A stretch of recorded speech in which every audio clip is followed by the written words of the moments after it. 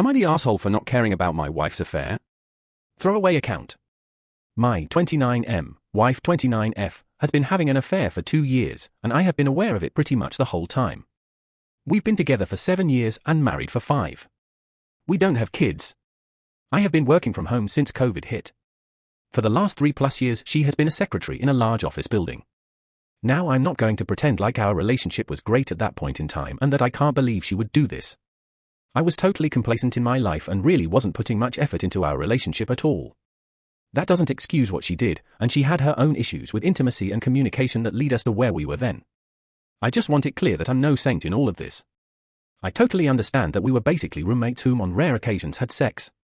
Well, I found out right away when the emotional affair started. I've got all of our everything logged into every device we have, including my work computer. I mean synced email, text, photo, social media, etc. So, I was basically reading her affair regularly, including when it became a personal affair about 4 weeks in. The part that told me this was over though, was I felt nothing about this. I was totally indifferent, maybe a little embarrassed at worst.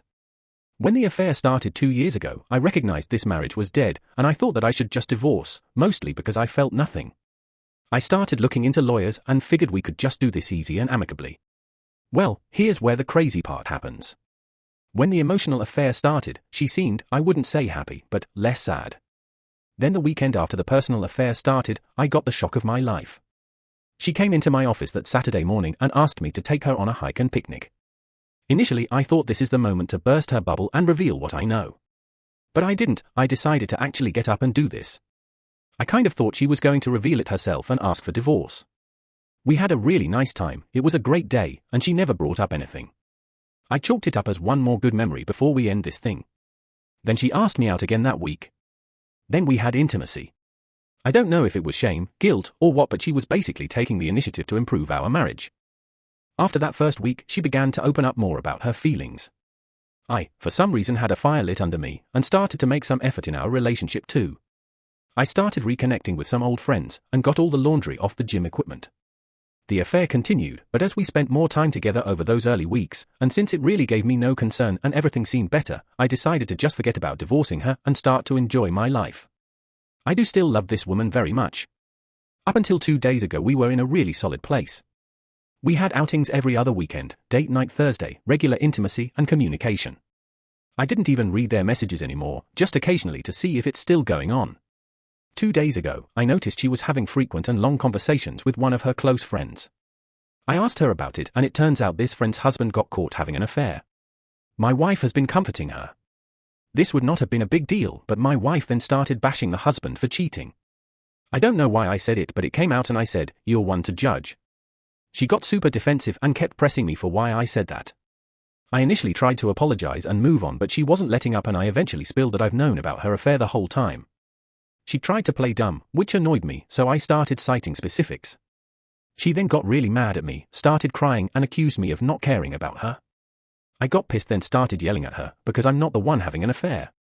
It got heated and we went to separate rooms and slept it off. Yesterday morning she got up extra early and went to work before I got up. I tuned back into their messages and I found out that she just broke up with her affair partner. He was messaging her constantly on every app and she just kept blocking him.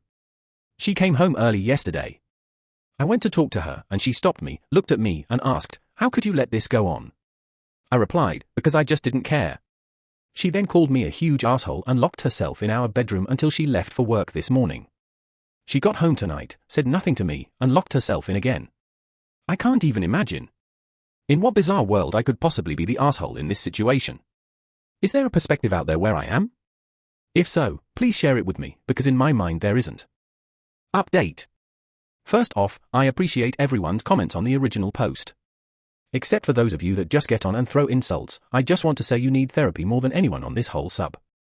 If you missed the original post, you can see it in my profile. I decided against showing the post or any comments. Instead, I used it to organize my thoughts and points. My wife finally came out of her room at around 12:30 a.m. Friday and joined me on the couch in my office. She curled in next to me and just cried for a solid 15 to 20 minutes, and we were just silent otherwise. When she was ready, we began talking until we were worn out. We picked that up again last night, which was also taxing. We finally finished up, for now, this morning. This includes long spells of crying, hysterical bonding, and a phone call to her affair partner while he was aware that I'm listening. The start of the affair was pretty cliché.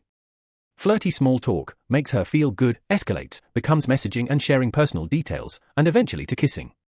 Probably don't need to explain the rest of the escalation from there. We talked a lot about what got her to that point. She remembers it seemed like nothing she did could get my attention. I agreed with this completely. I also stated though that I don't remember too many attempts. She acknowledged that she wasn't very forthcoming in those days. Always hinting at what she wanted and not just outright saying it. There wasn't any one moment, she said, that broke the camel's back, instead it was just a collection of times. When her affair partner came into the picture, the validation was intoxicating, especially in contrast to years of neglect. However, she said she felt a ton of guilt and shame. She was in the same spot I was when it started, assuming we would just divorce as we were largely just roommates at that point. The hike and picnic were supposed to be the last bit of assurance that our marriage was over.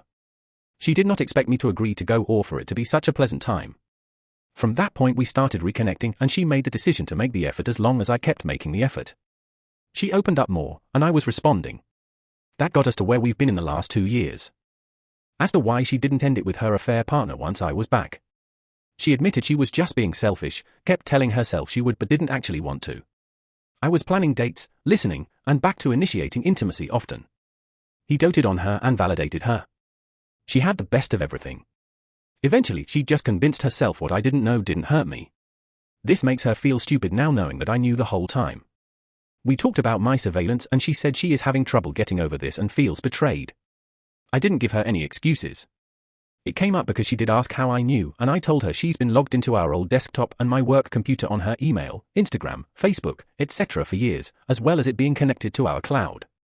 I owned up to how wrong this was, but we both agreed that if we want to make the reconciliation work, we have to forgive each other for a lot of things. As many said, and we're right about, my I don't care statement was extremely triggering and hurtful. It took her right back to where we used to be. I took advice and organized my thoughts and told her that it wasn't that I don't care. I care about her immensely and changed for the better these last 2 years because I wanted to be there for her. I then explained I should have said it doesn't bother me. She's still trying to wrap her head around this. I'm trying to explain how I just basically don't feel jealousy or insecurity, which is hard to put into words. It also causes a mix of emotions on her end. I told her that having her be happy again made everything worth it for me. Also, the affair got me off my ass for the first time in years, so in a way I've kind of told myself it was a blessing these past years. Finally, to address the breakup with the affair partner. She said once it was out, she went into a doom spiral thinking everything in her life was a sham. She felt guilty over everything, she cut him loose and locked me out. She was basically beating herself up for being awful to both of us. Listening to her call with him was hard even for me. From what she's told me in our conversations, and what I have heard in the call, I'm pretty convinced he is in love with her. I think he was holding out in hopes that we would divorce at some point. She laid it out for him that we would not, and we are going to do everything to make this marriage work. He didn't beg or degrade himself, but seemed genuinely hurt. When the call ended, she reblocked him, and stated that he has to go to therapy so that he can heal and actually find someone which is not taken. We are working out our plans to fix our marriage. Not totally sure where to go from here. She wants individual counseling for herself, so we will make that happen. After she has done that for a while, we will probably start marriage counseling. We are also going to symbolically fresh start everything, and I'm getting a new work computer. From there it's being open and honest with each other every day, and making sure we are being present in our lives. I love this woman very much, and I want to make this work. Now to address some of the other questions. Sorry to all the non-monogamy people, we did not discuss opening up the marriage. She never called herself anything other than a cheater. I don't have the emotional bandwidth to bring this up right now, so if this is ever discussed it'll be down the road. I've never been tested for autism or depression or anything really. I've always been stoic and was raised that men don't show emotion regularly, rather only when appropriate. I seriously doubt I have any underlying undiagnosed mental health issue as I've never been much a feelings person, but I'm good in a social scene and I understand societal norms. Some people just don't feel as deeply as everyone else seems to. Don't know if this is the update everyone wanted, but it's where we are today, might be somewhere totally different tomorrow. Right now, all I can do is take it a day at a time. I'm going to offer some clarification since the main issue hanged up. Putting aside Inkel's obsessed with the word cuck, it was my wife that said she felt betrayed. The reality of our conversations are 90% her self-deprecating and begging for forgiveness, talking through her affair including the triggers, the whys, the feelings, and 10% us talking about the parts one played including the surveillance, my universal apathy and indifference. Honestly, it's like pulling teeth to get her to open up about how my actions made her feel. I just want you all to realize that I'm having these conversations in real time, while everyone else is reading a 10-paragraph summary. This is going to make things seem unequal or one-sided. I understand when responding you only have the issue in front of you, but try to realize there is more to it than what's typed.